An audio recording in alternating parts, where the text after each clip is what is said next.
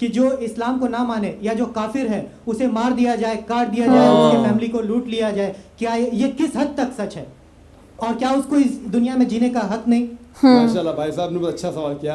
Hello guys, welcome to our channel. और आज हम लेके आए काफिर किसे कहते हैं बाय डॉक्टर जाकिर नायक। तो हमें जितना लगता है वो काफिर जो होते हैं सारे नॉन मुस्लिम्स को कहते हैं, पर शायद इस वीडियो के अंदर हमें डॉक्टर जाकिर नायक के थ्रू ज़्यादा कुछ पता लगे, तो फिर देख लेते हैं। और सही में मतलब कि लाइक मेरे को भी यही लगता है कि काफिर उनको ही कहते हैं जो नॉन मुस्लिम होता है। लेकिन अगर मतलब कि अगर मैं अपने अकॉर्डिंग बताऊं तो मेरे अकॉर्डिंग तो शायद काफिर वही है जो बुरे काम कर रहा है ना, जो बुरी एक्टिविटीज़ में एंगेज है या दूसरों के साथ जो बुरा कर रहा है, मेरे अकॉर्डिंग काफिर वो है। बाकी देखते हैं कि जो मुस्लिम्स हैं, मुस्लिम्स के अकॉर्डिंग काफिर किसे कहते हैं, और मतलब देखते हैं कि क्या हम लोगों को वो ये जो इनका आंसर होएगा वो सेटिस्फाई कर पाएगा कि नहीं कर पाएगा। तो स्टार्ट करते हैं वीडियो को। अस्सलाम वालेकुम जाकिर नायक साहब, मेरा नाम विकास है, विकास गुप्ता, और मैं एक स्टूडेंट हूँ। और मैं तहे दिल से आपका शुक्रगुजार हूँ कि आपने जो जिज्ञासा की जोत जगाई है हम सब के अंदर धर्म के बारे में जानने के लिए। और मैं भी पहले धर्म के बारे में ज़्यादा नहीं सोचता था, मगर आपको सुनने के बाद मुझे भी धर्म में रुचि हुई है।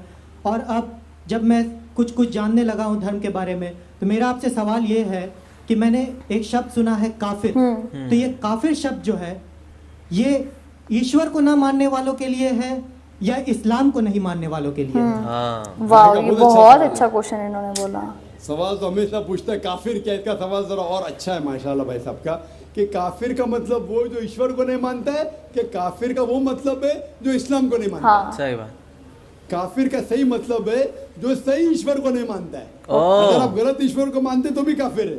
और सही ईश्वर का मतलब आपको इस्लाम में ही मिलेगा। इस्लाम के मानी है अपने ख्वाहिशें ईश्वर के हवाले करना। तो वो आदमी जो अपने ख्वाहिशें ईश्वर के हवाले नहीं करता है उसे कहते काफिर। अगर एक शख्स कहता है मैं ईश्वर में मानता हूँ लेकिन ईश्वर की बात को नहीं मानता है तो भी काफिर होता है। आप समझ रहे ना? तो मुस्लिम का मतलब ये नहीं कि जिसका नाम सुल्तान है, जाकिर है, मोहम्मद है। मुस्लिम का मतलब वो शख्स जो अपने सारे ख्वाहिशें ईश्वर के हवाले करता है, उसको कहते मुस्लिम। और जो अपनी ख्वाहिशें ईश्वर के हवाले नहीं करता है और कहता है कि जरूरत नहीं है, उसे कहते काफिर। तो अगर आप कहेंगे क्या मैं ईश्वर को मानता हूँ, बुत परस्ती नहीं करता हूँ, लेकिन फिर जो ईश्वर का कहना नहीं मानते और बोलते जरूरी नहीं है, तो उसे कहते कुफ्र। कुफ्र अरबी लफ्ज है जिसे कहते छुपाना, टू कंसील, या रिजेक्ट करना, नहीं मानना। तो अगर आप ईश्वर की बात को भी नहीं मानते तो भी आप काफिर हो जाते। मतलब कोई भी शख्स ना, नाम चाहे अब्दुल्ला हो, सुल्तान हो, राजेश हो या रामू हो, कुछ भी हो, मुस्लिम भी काफिर हो सकते हैं। बात को झुटलाता है, रिजेक्ट करता है, उसे अरबी में कहते हैं काफिर। ओके, बेशक। और मैं ये भी जानना चाहूँगा, जब मैंने इस्लाम के बारे में जानना चाहा तो मैंने इस्लाम के बारे में कुछ जो भी जाना, तो उसमें मुझे कहीं ऐसा लगा कि ये सच नहीं हो सकता। इसीलिए मेरा ये मिसकंसेप्शन है या ये सही है, मैं ये आपसे जानना चाहूँगा कि ऐसा माना जाता है क्या इस्लाम में कि जो इस्लाम को ना माने या जो काफिर है उसे मार दिया जाए, काट दिया जाए, उसके फैमिली को लूट लिया जाए? क्या ये किस हद तक सच है? और क्या उसको इस दुनिया में जीने का हक नहीं? माशाल्लाह भाई साहब ने बहुत अच्छा सवाल किया। वो कहता है कि मुझे ये गलत फहमी है और लगता है कि गलत है कि इस्लाम में काफिर को मार देना चाहिए, काट देना चाहिए। आपको कोई भी मुसलमान ने मारा या काटा है ना? आप माशाल्लाह सही सलामत है, अल्हम्दुलिल्लाह। आपको किसने मारा, काटा? मैं जानना चाह रहा हूँ कि ऐसा कहीं है लिखा हुआ है या नहीं? Very good. ये क्या होता है कि जो लोग इस्लाम के खिलाफ किताबें लिखते, मिसाल के तौर पे अरुण शौरी का नाम सुने? अरुण शौरी जो मिनिस्टर था चंद साल पहले, बहुत किताब लिखता है इस्लाम के खिलाफ, बहुत मशहूर है इस्लाम के खिलाफ। लोग क्या करते, कुरान मजीद की आयत उठाते, आउट ऑफ कॉन्टेक्स्ट, पस मंजर के खिलाफ लिखते, और एक आयत जो बहुत इस्लाम के क्रिटिक उछालते, वो सूरह तौबा की आयत, सूरा नंबर 9 आयत नंबर 5। अच्छा। और लिखते हैं कि कुरान में लिखा है जहां भी आप काफिर को पाएंगे, इनटू ब्रैकेट्स हिंदू, आप उनका कत्ल करो। आप अगर कुरान मजीद खोलेंगे, तर्जुमा पढ़ेंगे, तो उसमें लिखा है जहां भी आप काफिर को पाएंगे कत्ल करो, लिखा है। लेकिन ये आउट ऑफ कॉन्टेक्स्ट है, पस मंजर के खिलाफ है। पस मंजर जानने के लिए आपको आयत नंबर पहले से पढ़ना पड़ेगा। सूरह तौबा सूरा नंबर 9 आयत नंबर 1 से पढ़ेंगे। वहां लिखा हुआ है कि मुस्लिम और मुशरिक मक्का के, उनके बीच में एक पीस ट्रीटी थी, एक सुलह थी। ये पीस ट्रीटी, ये सुलह एक तरफा मुशरिकों ने तोड़ दिया मक्का के। जब अल्लाह ताला आयत नंबर 5 पे आते तो कहते हैं कि हम तुम्हें 4 महीने का वक्त देते हैं, 4 महीने की मोहलत, आप सुधर जाओ वरना ऐलान जंग। आपने सुलह की थी, आपने सुलह को तोड़ी, 4 महीने का वक्फा, सुधर जाओ वरना ऐलान जंग। और फिर अल्लाह ताला कहते हैं सूरह तौबा सूरा नंबर 9 आयत नंबर 5 में, जंग के मैदान में जब भी आप काफिर को पाएंगे, मतलब दुश्मन जब आएंगे जंग के मैदान में तो आप लड़ो, डरो मत। अभी कोई भी आर्मी जनरल आज की तारीख में सिपा सलार वो थोड़ी कहेगा दुश्मन है तो भाग जाओ, वो कहेगा डरो मत, लड़ो, मारो। तो ये जंग के मैदान की आयत है कि आप जब देखेंगे तो डरो मत, मारो। जंग के मैदान में जब काफिर तुम्हें हमला करने आ रहे, मारो। और अरुण सूरी आयत नंबर 5 से उड़ी मारते आयत नंबर 7 में, उसने किताब लिखी वर्ल्ड ऑफ फतवास इस्लाम के खिलाफ, आयत नंबर 5 से जब मारते आयत नंबर 7 पे। 5 के बाद क्या आता है?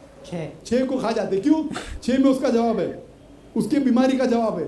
आयत नंबर 6 में सूरह तौबा के अल्लाह ताला फरमाते कि अगर कोई काफिर सुलह चाहता है उसे छोड़ मत दो, उसे ऐसी अमन के जगह पर महफूज पहुंचाओ। क्या कहता है अल्लाह ताला? अगर कोई काफिर सुलह चाहता है, अमन चाहता है, उसे छोड़ मत दो, उसे संभाल के हिफाजत के साथ महफूज जगह पे जाके छोड़ो।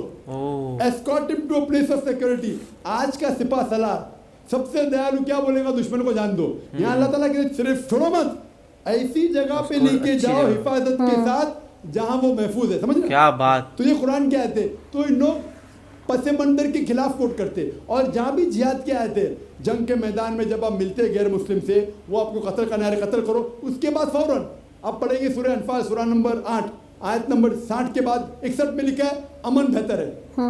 महाभारत में कत्ल करने के कितने श्लोक आते? कितने? हजारों, कुरान से कई ज्यादा। तो महाभारत जानते आप ना?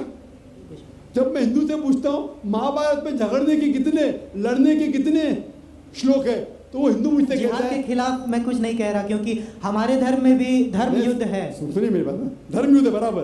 तो हिंदू मुझसे कहता है ये जो धर्म युद्ध है क्या है? बातिल के खिलाफ है, वो बातिल को झगड़ने का लिखेला महाभारत में। तो मैं कहता हूँ कुरान में भी वही लिखा है, किसका कत्ल करो?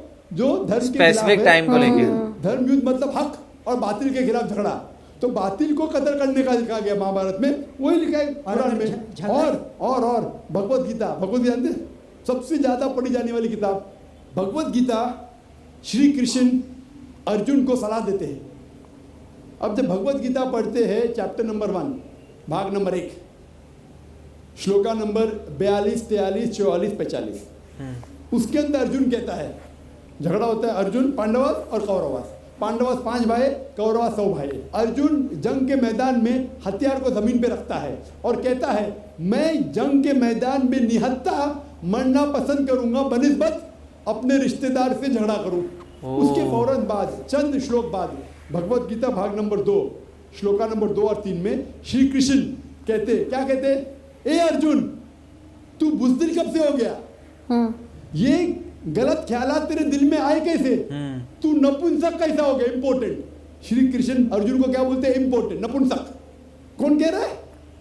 श्री कृष्ण अर्जुन से। बुज़दिल कब से हो गए? क्षत्रिय का धर्म है लड़ना। फिर भगवत गीता भाग नंबर 2 श्लोका नंबर 31, 32 और 33 में कहते क्षत्रिय का धर्म है लड़ना। अगर आप नहीं लड़ेंगे तो आप सफलता पाएंगे नहीं। क्षत्रिय वो खुश नसीब है जिसे लड़ने का मौका मिलता है। और अक्सर लोग कहते हैं, एतराज करते इस्लाम के दुश्मन, क्रिटिक्स, हमारे अल्लाह के रसूल ने एक हदीस में कहा था कि जिहाद के मौके पे जब मुजाहिद जंग के मैदान में जाता है, उसका कत्ल होता है तो वो जाता है जन्नत में।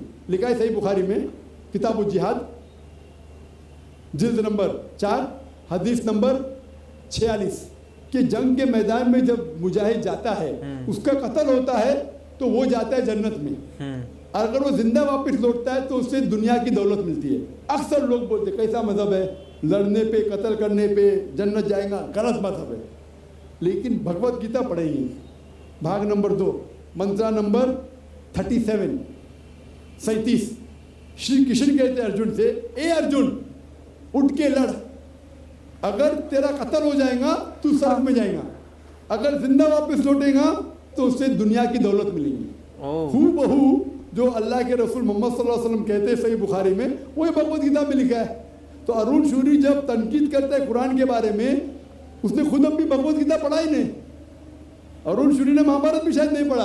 अगर महाभारत और भगवत गीता पढ़ा होता तो कुरान में मिस्टेक निकालता ही नहीं। आप समझ रहे? तो ये मिस्टेक नहीं निकाल रहा। मैंने कब का आप निकाल रहे भाई? मैं अरुण शूरी की बात कर रहा हूँ, मैं अरुण शूरी की बात कर रहा हूँ। तो मैं आपको जवाब दे रहा हूँ, आपने बिल्कुल सही फरमाया कि ये गलतफहमी है कि लोग कहते हैं कि इस्लाम में लिखा हुआ है कि काफिर का कत्ल करो। ये कहाँ नहीं लिखा है? वाह, बहुत ही कमाल की वीडियो थी। और मेरे को बस मतलब इन्होंने एक चीज़ ये बोली थी कि इनके अकॉर्डिंग मतलब इस्लाम के अकॉर्डिंग काफिर वो है जो सही भगवान में नहीं मानता है।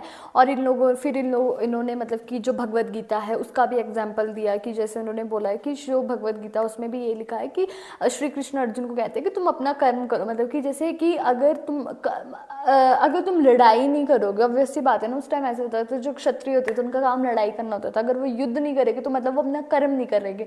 तो मतलब कि वो चीज़ देखा जाए, फिर अगर वो लड़ेगी नहीं तो वो पाप ही होगा, है ना। तो उन्होंने उस चीज़ को मिलाकर एक्सप्लेन करा। और मेरे को ये चीज़ भी अच्छी लगी, उन्होंने बोला जो चीज़ गीता में लिखी है वही प्रॉफिट मोहम्मद बोलते थे। तो ऑब्वियस सी बात है कि यार जितने भी तुम रिलीजन देख लो ना, वो कहीं ना कहीं तक सेम है। और मोस्टली में ना सब में अच्छी चीज़ें लिखी रखी है, चाहे वो इस्लाम हो चाहे वो कोई भी रिलीजन हो, है ना।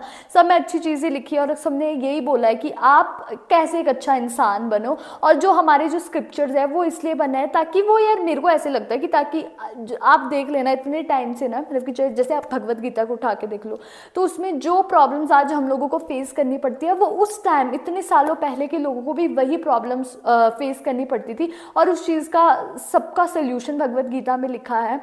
तो मेरे को ऐसे लगता है कि जो स्क्रिप्चर्स है वो बने इसलिए ताकि वो इंसानों की हेल्प करे। और अगर आप एक प्रॉब्लम में फंसे हो और आपके पास सोल्यूशन नहीं है, आप जस्ट अपने स्क्रिप्चर्स खोलो, उसमें आंसर लिख रखा है और आपको अपना आंसर मिल जाएगा। तो मुझे बहुत कमाल की वीडियो लगी सही में। और देखा जाए तो वो पूरा बताया उन्होंने कि जो लोगों को डाउट थे, जैसे काफ़ी लोगों को होता है कि भाई जैसे सब काफिर को मार दिया जाए, वो बात तो हमने भी सुनी हुई है, लेकिन यहाँ पे उन्होंने समझाया कि वो बात नहीं है। उसमें ये सिर्फ एक वॉर रिलेटेड टाइम था एंड उस टाइम पे बोला गया था। और उसके बाद के पैराग्राफ में भी बोला गया था कि अगर वो पीस चाहते हैं तो उनके साथ भी पीस आप कर लो एंड उन्हें को एक पीसफुल जगह पे ले जाओ। वो मुझे बात बहुत अच्छी लगी कि कुरान में इस तरीके से जो लोग हैं जो अगर पीस चाहते हैं तो उन्हें इंस्टेंटली कहीं अच्छी सेफ जगह पे ले जाओ, ये नहीं कि इसे छोड़ दो। तो आपका इस पे क्या कहना, आप हमें कमेंट सेक्शन में जरूर बताएगा। तो इसे लाइक करते जाए, कमेंट करते जाए, शेयर करते जाइए, सब्सक्राइब करते जाइए। बाय।